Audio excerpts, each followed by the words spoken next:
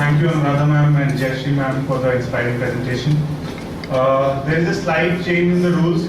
Keeping in mind that the NGOs have a lot to share, we have extended the time limit to 20 minutes. The first bell will be at 15 and the second will be at 20. The same was used for Asha Foundation, for Parikrama, sorry. Now, the second NGO to be presenting their work is Ashaya Foundation. Ashaya Foundation recognizes the importance of quality education in the growth and development of individuals, countries and the world. All the activities of the foundation are aimed towards the improvement of the standards of education among the underprivileged kids. Although there are many challenges faced by the system of education in India, they have identified three major areas to direct their activities and efforts: access to education, environment for learning, and quality of education. Over to you, Mr. Deepesh.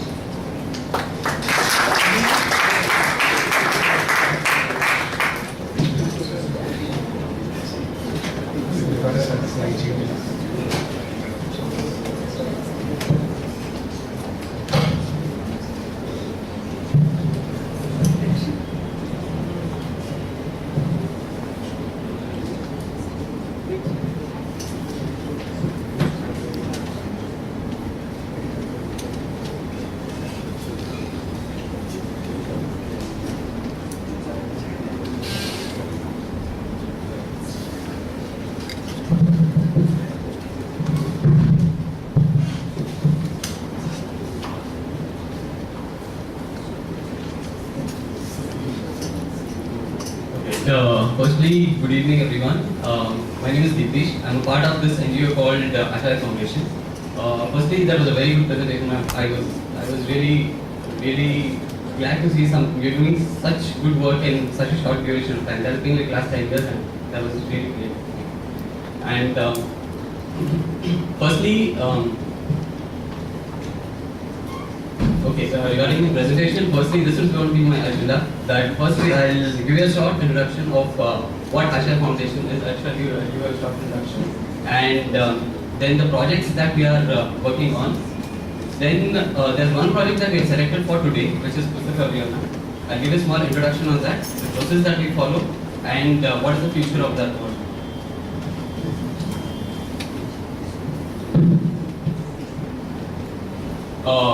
Firstly, Ashaya Foundation, as she mentioned, that we work on providing the underprivileged kids with quality education that's affordable and at the same time with no compromise on quality. So basically, we started off as an NGO in 2007. It has been more than 7 years, and we, as of now, are placed in 3 cities: Bangalore, Mysore and Hyderabad, the headquarters being in Bangalore. One of the things that I would like to highlight here is that our NGO is completely volunteer driven. We do not have a single employee. So all the people who come are only volunteers who work in companies like all of us, and they spend some time apart from their work for the NGO and do as much as they can. Okay, basically, like how she mentioned that among all the problems that we face in education, we noticed that there are 3 main things that we could help. Because apart from this also, I'm very sure, like Madam mentioned, that there are a lot of issues, and these are the 3 points that we thought we could work on. The first thing being access to education. We try and work on this from a program called Bache Manke Sache, wherein we have underprivileged kids. We take them from the slums and we put them into either private schools or government schools based on the economic background of their family. So that is the first program. The second program is to provide a good environment for learning. We know that end of the day, even if they go to schools, it's not necessary that as soon as they go to school they should learn. We need to provide a good environment so that even the kids feel happy and they're ready to learn. So that is what Pustaka Abhiyana focuses on. The third is the quality of education. Even when the kids are going to school, we see that a lot of government schools, the quality of education that's provided is not up to the standards with the private schools. So what the third program, Pustaka Shikshana Abhiyana, focuses on is the quality of education. And we have volunteers in each of these programs who work separately and who are dedicated towards each of these programs. And we need one point wherein all of them meet, exchange ideas and etc. For which we have Sunday breakfast serving, wherein we serve food for all the orphanages or old age homes every Sunday, so that wherein all the volunteers come together and they exchange ideas and etc. So Pustika Abhiyana, this is the thing that we as an NGO started this almost in 2009, wherein we started focusing on the government schools in rural areas, rural parts of Karnataka basically, because we wanted to focus on one place and then grow into different parts of the country. So what we are focusing on is the government schools in the rural parts of all districts in Karnataka, and to provide them with good infrastructure so that the kids, at least based on infrastructure, they are as good as what the private schools are really provided today. Okay, so the process that we follow for this is as mentioned here. The first thing is we have with all the IT boom in Bangalore, we have a lot of people who come from villages, who come from other districts of Karnataka, and so who are wanting to do something for their village because they see that the condition is pretty bad. And so what we do is we once they come and approach us, we have something called as a Give Your Village, wherein we take up their village and we identify the schools, and based on that we adopt the schools from the government legally, and we help them to improve the infrastructure. So that's the first form. That we have a survey form that's filled by the coordinator, and we assess this survey form, and based on our assessment we see, okay, the school needs 10 things, and is that under our scope, can we provide that? So once we see that, we go and we have a meeting with the BEO, which is the Block Education Officer, or the DGPI of each district, and we have a MOU signed with them saying that, okay, you have a scheme called as the School Adoption Program under the government. So we have a MOU with them, and we get it signed, and we say that, okay, we are adopting the school for the next 5 years, and we will provide them with all the infrastructure needs that they have. So that's the third point, and then based on our survey form, we form a requirement list as to what are the things that are required by the school, and we form a budget, we give that to the finance department, and once we get all the financial needs satisfied, we provide them with we provide them with all the materials that are needed, and finally what we so far have been doing is getting a general feedback from the kids, from the principals, and from the SDMC members. SDMC is the School Development Management Committee. So this is what's followed in the rural parts of most of the places. So this is the process that we follow, and where all are we focused on? We started off, since we see that in Bangalore, with so much globalization happening, you have a lot of companies that are already ready to help the schools in Bangalore. So that's why we thought, okay, we don't have a lot of focus going on other cities which are far more worse when compared to the infrastructure and the quality of education. So that's why we focused on places apart from Bangalore. So the place that we first started off was Hassan, Chennai. Then we went to Mandya. Right now we are focused on Mandya, Kolar, Pur, Udupi, and Uttar Kannada. So these are the areas that we are focused on. We plan on reaching each and every district in Karnataka and help as many schools as we can. As I mentioned, these are the total number of schools that we are focusing on right now. We have 24 schools that we are processing this year. We have 7 from Bagyapalli, which is in the Kolar district. Then 4 schools in Chennai, which is in the Hassan district. And then we have Magadi, Chenpatna, Sirsi is in the North Kannada district. And so similarly, these many schools that we are processing this year. And yeah, we plan on reaching at least around 50 to 60 schools in the next 3-4 years. Okay, regarding the quality of infrastructure that we see in villages, they are pretty different from what we would see in a normal government school. This was one of the field visits we had with some of the interns of NMIMS, and I'll just show you as to how bad the condition can be sometimes.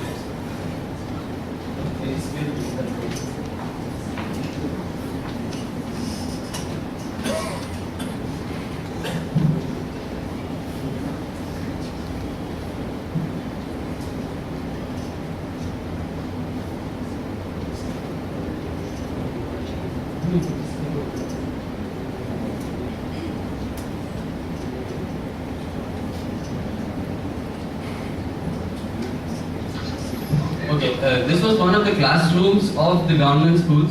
Okay. Oh, and you can take it.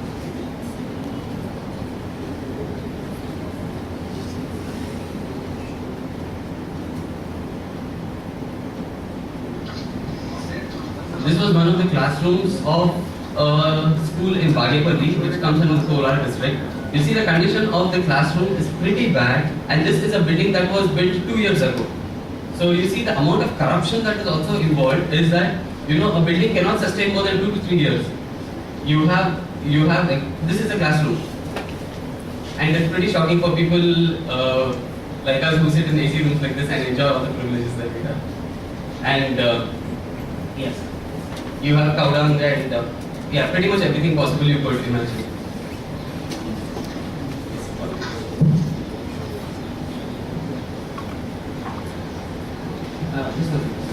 And this is another classroom that was built 3 years back and which is in equally bad state.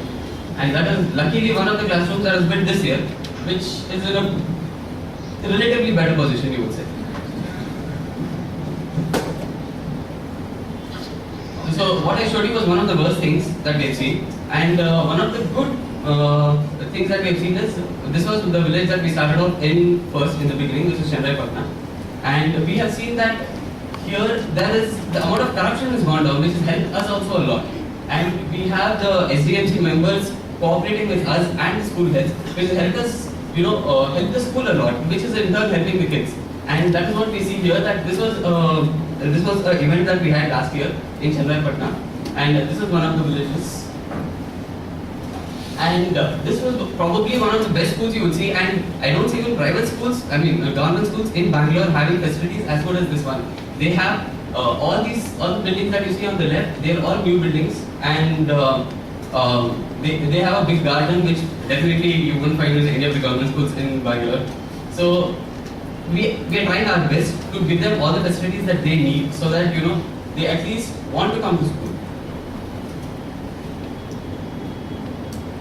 These are the classrooms, and these are one of the things. Like we provide them with benches, we provide them with charts and other infrastructural needs, and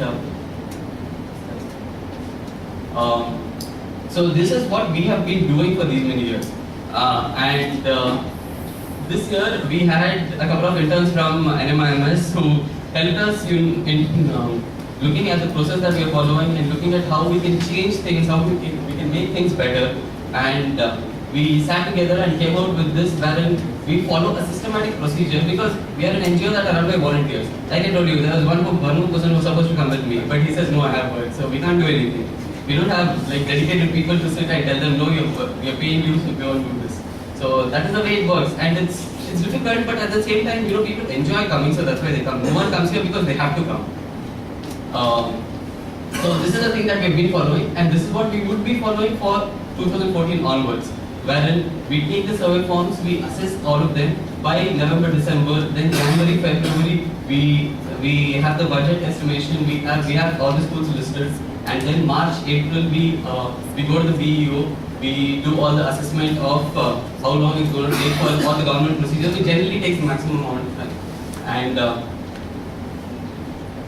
And then procure everything that is needed for the year and keep it during the April and May. Distribute everything during the starting of the financial year, the year for the kids. And then September, October, we start to make our reports. Each of these things, if you actually look at it, it's not very complicated.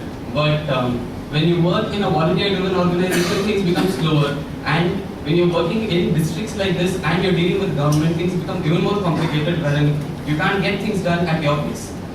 So these are some of the difficulties that we face, and we are trying our best to do whatever we can and reach as many kids as we can within the next few years. Thank you so much.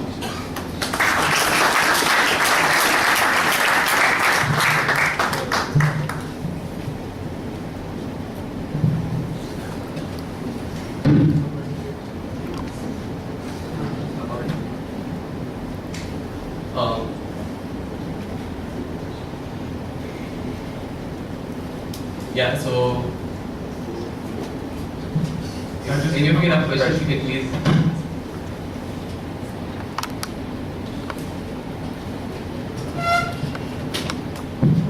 Okay, which company do you work for? I work in a company called Safran Aerospace, close to Kochi.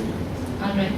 So, exciting work. Whose brainchild is Ashay? I mean, There were a couple of just engineering pass out who from GSS and a couple of other colleges who came out in 2006, and they were like, we want to give back something to the society. And they started off with Sunday breakfast serving, and that is where they got together and they started getting people together. And the things grew like this, and they went around a lot of places that okay, we'll help old people, we'll help. There are a lot of issues in the society right now, but what we wanted to focus on is the future, which are the kids right now, and we wanted to provide them with good quality education so that we are sure that the future is going to be fine. So that is when these people started focusing on education, and they focus on these three areas.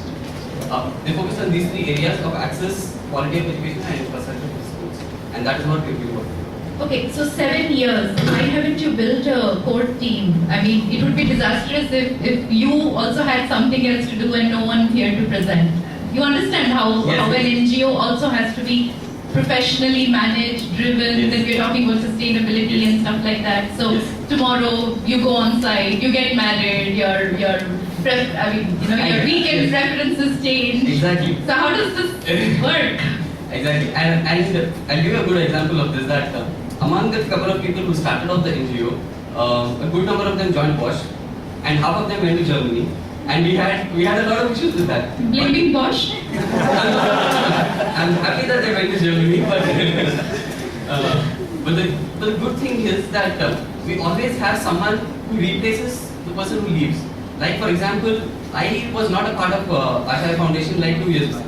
I just came in 2 years back, and there were two people who got married and they slightly moved away. But that is the phase of life, and that's what keeps happening. But we always. Yes, my question is still unanswered. Yes. It's still giving me the. Anyway. Yes. So, how does your funding mechanism work? Are you pulling in money from all of the volunteers that you all have as a core team, or there are corporate funders and? Okay, just one second. I just answered your previous question for one second. We do have a core team which focuses on all the projects, and they are even if they are on site, they try to keep in touch through mails and etc. So that the ideas are always there and with experience. And the second thing about the funding, we have an annual walkathon which happens, and which is our main fundraiser through which we get all our funds. And apart from this, one more thing is we have a cultural event that we conduct under the Shikshana Abhiyana that I mentioned. We have adopted 7 schools in Bangalore, and we teach English there, English and basic other things over the weekends. And we get all these schools together, and we conduct a cultural event, and whatever funds we receive from this, we put into Ashay. And the good thing here is that since we don't have any employees as such, all the fund that comes in directly has to go to one of the events. And in terms of your working with the government, there's a whole lot of corruption happening there. Yes. How do you keep track of it? How do you manage that? How do you build, your model around this? Yes, that was one of the problems. This precise thing, Chellarpatna, when we approached the BEO, they have some hesitation sometimes that, okay, no, we don't want to give it to some NGO, we don't know you, etc. We had a lot of problems with the BEO. So finally, one day we decided that no, we don't want to deal with all of this. We directly went to the DDPI of the district. No matter whatever he says, the BEO has to agree to that. So we went to him directly and we told him, this is the problem we are facing. We want to help. We've helped in other places. So can you help us? So he was really open. He was like, why are you having a problem? I don't understand. He called the BEO right there and he told him what's your problem. He signed the MOU right in front of us and he gave it to us. So we are really happy that happened, and we plan on following that in the other districts as well. Yeah. Yes. Corruption means so much integral part of our system. And all the schools that you work with are government schools. Yes. You obviously are making a huge impact. I mean, I saw the classrooms that were and the classrooms that are now. But do you face the issue with people stealing all the infrastructure that you put in? Stealing it Or is, we haven't faced misappropriation. it, we haven't faced it that much, but yes, we do have problems with, like I mentioned, the SDMC, the kind of rapport that the SDMC has with the principals, the rapport that the principal has with the parents of the kids who come to schools. So all this keeps on happening, but we try our best to keep all of them aside, keep all of them happy, and get our needs. No, but how do you make sure you, like you said, it's all volunteers? Yes, You're like in Bagepati, all of you are based in Bangalore. yes. So how do you just make sure that people don't just steal a bench or I mean these are small things. For that, we have come up this year with a progress form wherein we keep a track of what all we have given the previous years and the previous years, so that we know that we have given 5 benches. So the next time we visit, like this year when we started it, I went and assessed whatever we have given last year, if that is still available in the school. Also, it might just happen that parents are so happy with what you're giving their children that they might themselves act as guardians of. Yes, that's possible. But luckily we have the principals who take care of it, because it's not very often that they get stuff like this freely as well. So. Hi. How do you maintain the continuity of volunteers in Asha? I would love to tell you we have an active volunteer group, but this active volunteer group keeps changing, and we see to that the information from the volunteer who's passed out is always transferred to the new volunteer who comes in, so that even if he starts afresh, he has the basic amount of knowledge available with him. It is a really difficult task, but this is one thing that we are proud of, that sustaining an organization without having a single employee is not very easy. And yes, it has its drawbacks, but it has its advantages as well. Because I come here, I do this because I love to do this. It's not because I have to do it, it's not because of any other reason.